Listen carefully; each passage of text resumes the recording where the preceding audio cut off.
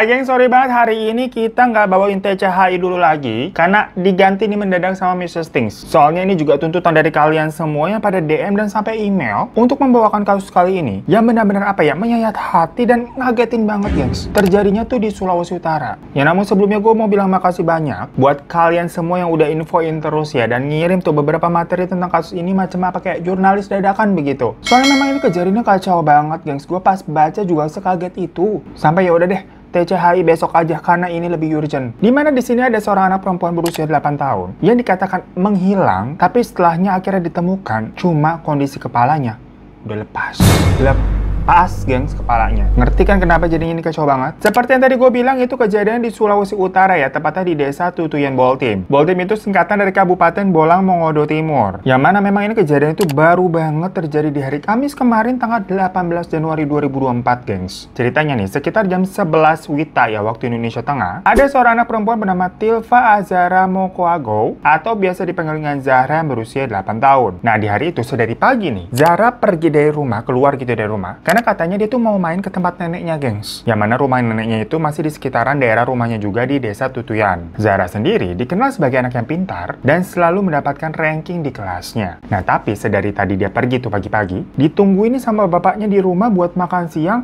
Orangnya nggak pulang-pulang Zahranya tuh. Maksudnya tuh main-tumainan. Zahra ini main di rumah neneknya tuh lama banget. Biasanya misalkan kalau dia lagi lapar ya pulang gitu buat makan. Kan udah jam makan siang juga. Makanya sama ayahnya Zahra itu dicoba buat ngecek ke sana, ke rumah neneknya Zahra. Namun sewaktu dilihat ternyata Zahra nggak ada di rumah neneknya, gengs. Bahkan menurut si neneknya, hari itu Zahra sama sekali belum datang ke rumah. Jadi sedari pagi si Zahra keluar rumah tuh bilang mau ke tempat nenek, nggak pernah nyampe tuh ke rumah nenek. Yang mengetahui Zahra nggak tahu keberadaannya di mana kok lo nggak ada ini. Tentunya bapaknya khawatir Zahra kemana. Sedikit background dari ayahnya Zahra itu. Beliau ini bernama Zulkifli Mokoago yang merupakan seorang ASN Dinas Pekerjaan Umum dan Perumahan Rakyat. Nah karena mengetahui Zahra ini nggak ada di rumah neneknya, langkah pertama yang dilakukan sama si ayah itu pastinya langsung nanya ke tetangga-tetangga sekitar. Lihat Zahra apa enggak? Kebetulan di dekat rumahnya itu ada rumah tantenya Zahra juga. Jadi sekeluarga kayak tinggal di satu lingkungan lah, rumah neneknya, rumah tantenya juga di situ. Namanya Tante Aning. Jaraknya sekitar 20 meteran, jadi emang dekat. Nah, Tante Aning ini mengaku sempat melihat Zahra yang katanya lagi ngikutin anak-anak SD yang lebih tua yang pada baru pulang sekolah. Yang pada saat itu dikira tantenya Zahra, ya Zahra lagi main sama anak-anak SD itu aja kali. Dan si tante ini ikutan kaget sewaktu ayahnya bilang si Zahra hilang. Hah?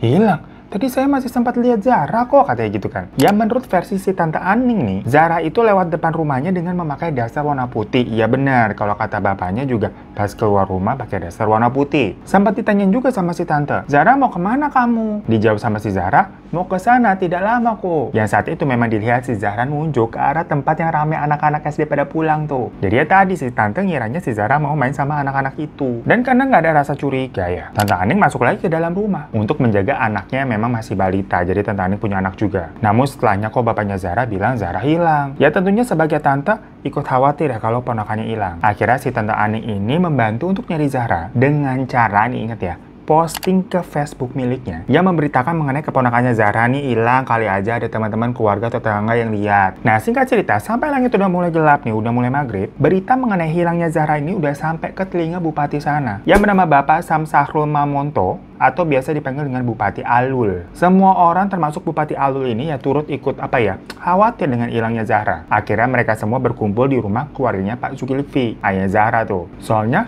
kasus hilang anak di sana tuh semacam apa yang nggak biasa, jarang. Ini kok Zahra belum pulang-pulang udah sampai mau maghrib, nggak ada kabarnya. Dan kebetulan menurut beritanya nih, Bupati Alul ini katanya dulunya pernah punya pengalaman sebagai jurnalis kriminal, gengs. Jadi menurut Bupati Alul ditakutkan kalau Zahra ini bukan hanya sekedar apa ya, anak kecil tersesat hilang gitu loh, makanya belum balik-balik ke rumah. Tapi ada sangkut pautnya dengan apa ya, tindakan kriminal yang mungkin penculikan atau yang lebih parah daripada itu. Maka dari itu dirunut nih, siapa yang terakhir kali melihat Zahra coba bawa ke sini? Ya karena tadi saksi matanya kan hanya si Tante Anin ya. Jadilah Tante Anin ini dipanggil ke rumah sebagai orang yang dianggap terakhir kali melihat keberadaannya Zahra. Tapi si Tante ini tuh ditungguin baru sekitar 20 menitan datang tuh, gengs. Jadi cukup lama, yang nggak tahu dia ngapain dulu. Mengingat lokasi rumahnya kan nggak jauh, sekitar 20 meteran doang dari rumahnya Pak Zulkifli tadi. Dan pas awal datang nih, Tante Anin langsung salim tuh ke Pak Bupati. Ya namanya apa ya, semacam hormat sungkan ya sama Bupati ya. Habis itu si Tante duduk di sebelah Pak Bupati nih. Lalu ditanya tuh sama Pak Bupati, jam berapa Anda lihat Zahra terakhir kali. Yang dijawab sama Tante Anin persis sama apa yang tadi diceritain tuh ke Pak Zulkifli. Kalau terakhir kali dia lihat Zahra pakai dasar putih lewat depan rumahnya sekitar jam 11 siang. Dan selama ditanya-tanyain itu, entah kenapa ya, Bupati Alul ini mengaku sedikit menaruh curiga kepada Tante Anin. Yang pertama nih karenanya ya, Tante Anin kan sebenarnya masih saudara ya jatuhnya sama Zahra ya. Dan dia adalah orang yang terakhir kali mengaku melihat Zahra. Tapi kok bisa-bisanya ya, di saat rumahnya Pak Zulkifli ini tuh rame-rame sama warga, karena khawatir nih menunggu kepulangannya Zahra, Tante Anin ini justru tidak kelihatan tuh batang hidungnya. Dan baru muncul 20 menitan itu juga setelah dipanggil kan sama Pak Bupati. Padahal jarak rumahnya cuma 20 meteran. Dan waktu pada sore hari tuh orang-orang pada keliling tuh nyariin si Zahra, Tante Anin nih ya bantuin sih, tapi bantuinnya lebih kayak cuma nyari posting di sosial media Facebooknya doang, bukan ikutan keliling nyari, gengs. Terus nih yang kedua ya, selama ngomong sama Pak Bupati, nafas Tante Anin ini kelihatan kayak berat dan mukanya pucat. Yang di situ memang si Tante bilang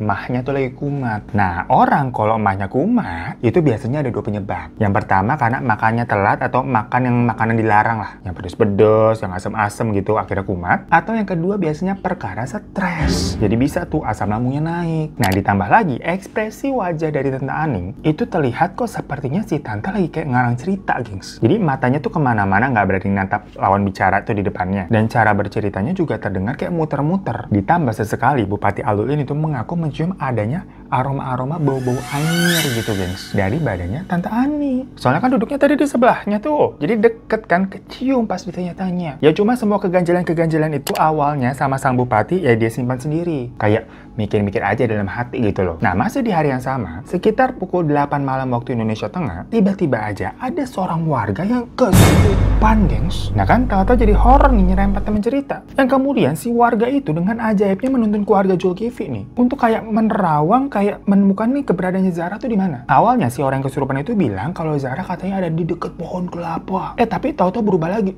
di deket pohon pisang. Nah, hal-hal seperti ini kan sebenarnya kayak percaya dan nggak percaya ya. Mungkin yang sangsa kayak, gimana sih tadi bilangnya pohon kelapa kok tahu-tahu jadi pohon pisang, mana yang bener nih? Ngarang kali orang nih. Namun ternyata setelah ditelusuri dari omongannya tadi kan kayak, pohon kelapa, di sini pohon kelapa, coba mungkin tuh ada di perkebunan kelapa yang memang jaraknya sekitar 300 meteran lah dari rumah. Nggak deket tapi nggak jauh juga. Dan ternyata akhirnya Zahra benar-benar ditemukan oleh penduduk bernama Unge di dalam selokan, gengs. Jadi kayak ada got kering gitu di perkebunan kelapa itu. Dan yang mengejutkannya lagi, selain memang ternyata lokasinya berhubungan dengan pohon kelapa ya, karena di perkebunan kelapa, Zahra waktu itu tuh kondisinya ditutupi daun pisang, gengs. Jadi bener pohon kelapa ya karena di situ ada perkebunan kelapa, dan pohon pisang maksudnya ditutup daun pisang.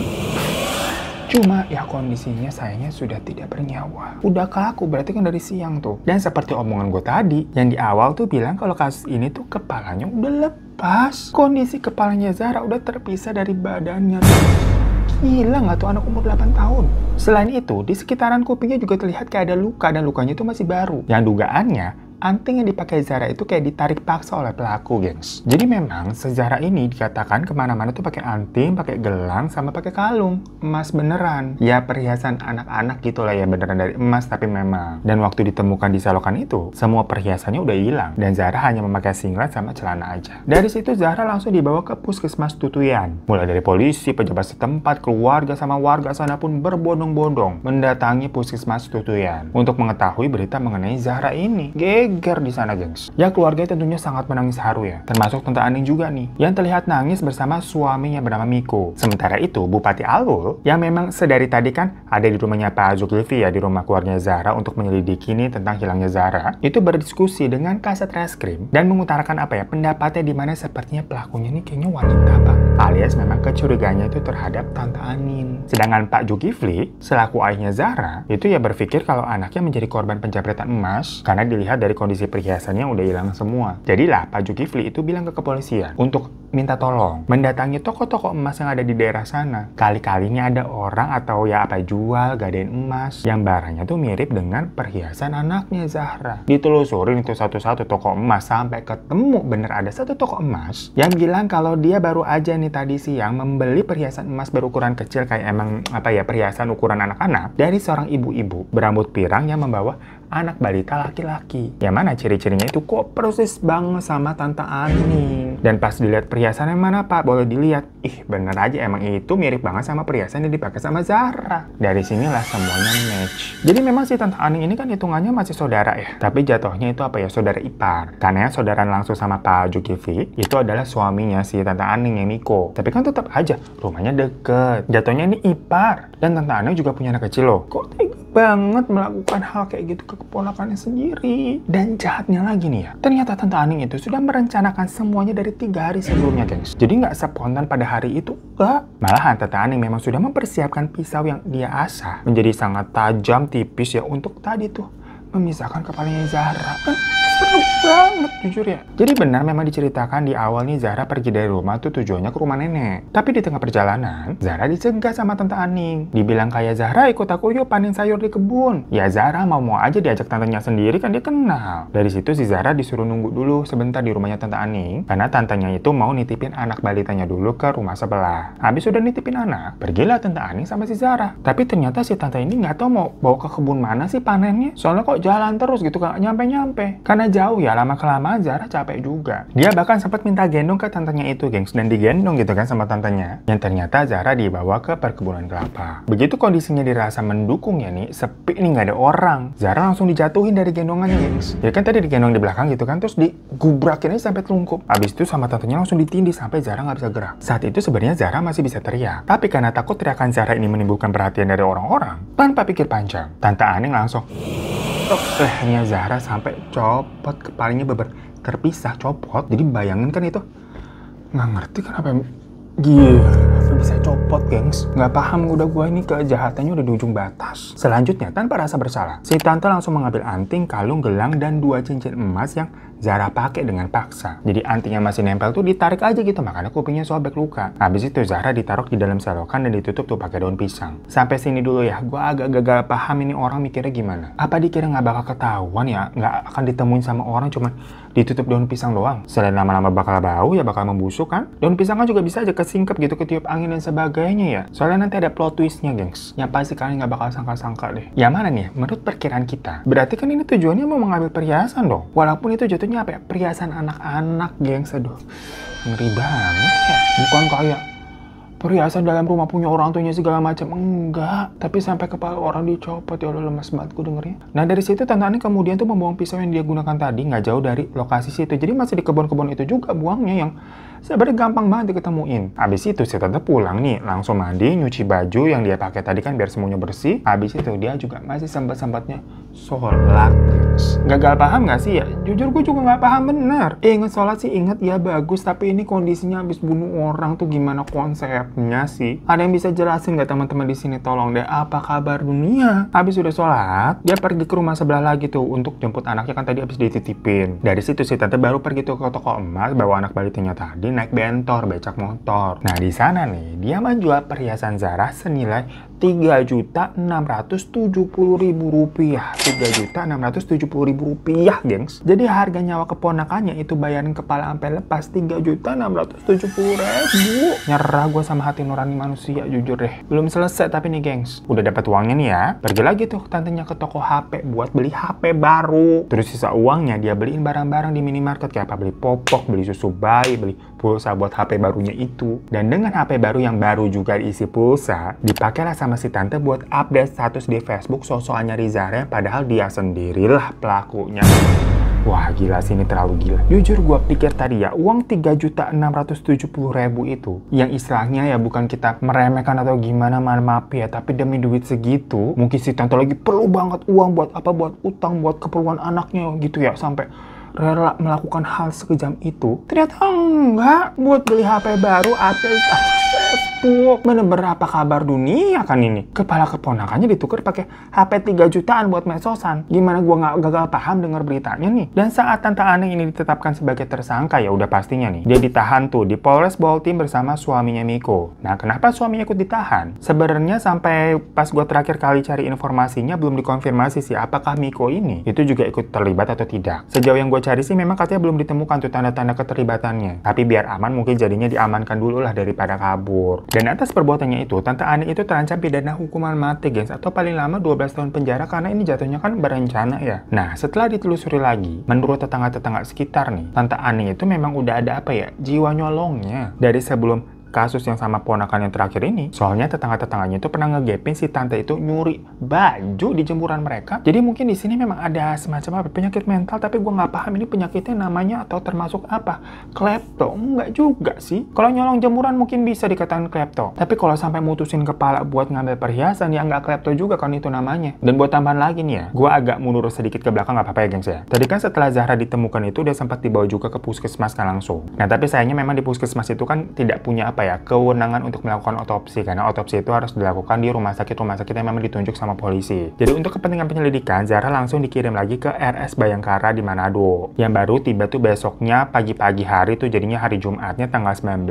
pukul 2 dini hari. Tapi memang baru bisa dilakukan otopsi waktu tenaga medis sudah pada datang tuh sekitar jam 7 pagi. Proses otopsinya sendiri itu memerlukan waktu sekitar 4 jam. Yang mana katanya para medis di sana pun itu sampai pada nangis, gengs. Karena pada bilang baru pertama kali menemukan ada kasusnya anak kecil dengan keadaan sekacau ini tega banget pelakunya. Anak umur 8 tahun kepalanya dilepas. Dan setelah otopsi sudah selesai dilakukan, Zahra dikembalikan ke keluarga untuk dimakamkan. Konteksnya tapi pada saat itu kan Tante Ani ini belum ditetapkan ya untuk menjadi tersangka, belum diketahui. Jadi si Tante Ani juga masih sempat-sempatnya ikut sholat jenazah, gengs. Makanya kayak ini bener-bener diam-diam psikopat jatuhnya ya. Kacau sekacau-kacaunya nih tante.